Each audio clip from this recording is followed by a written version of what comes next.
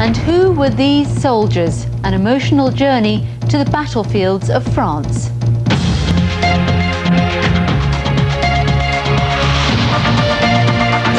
It all started when Ruby Noakes was given this locket.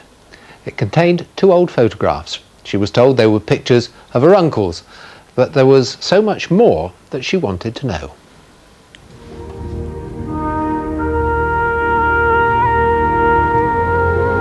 This is a story of a journey of discovery to the battlefields of France. Frederick Moss and Bob Taylor died here. Their niece has come abroad for the first time in her life. Ruby Noakes and her daughter want to find their uncle's final resting places. All they know is that they died in the Great War. Well, I think most of the lads worked on the land. And I think Frederick was a gardener. I'm not absolutely certain. Now, for the first time, Ruby Noakes has been able to talk to someone who knows more about her uncle's fate. Historian Phil Kerm. If you just look over there, that wood just over there, that's where the Cam Suffolks were based. It was B Corps. And the idea... Regimental records reveal the details of the final moments in the life of Frederick Moss. He was taking part in a trench raid. 350 of the 7th Battalion, the Suffolks, took part. They moved forward and captured a whole section of German trench.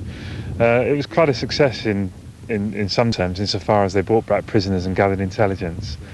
Tragically, 35 of the 7th Battalion were killed. Bob Taylor, the other uncle in the locket, died just before the first day of the Battle of the Somme. It was the worst day in the history of the British Army.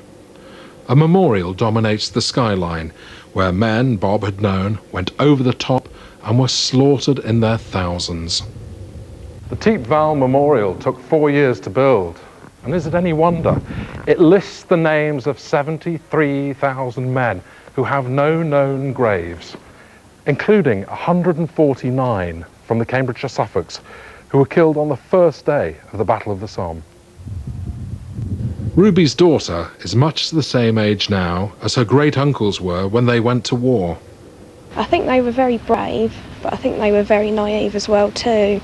Like, they probably thought they were going away for a big adventure and, you know, just didn't know what was going to happen. For Ruby, it's a comfort that Uncle Bob narrowly missed the horrors of the Somme. He has his own grave, while 85 years on, so many are still missing.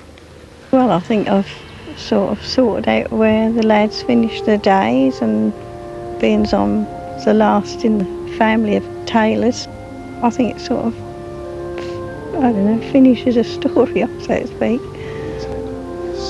For Ruby and Julie, the long-lost uncles, Frederick Moss and Bob Taylor, are no longer just pictures in a locket, but properly remembered as the brave young men they surely were. Gerald Main, BBC Look East, the Somme.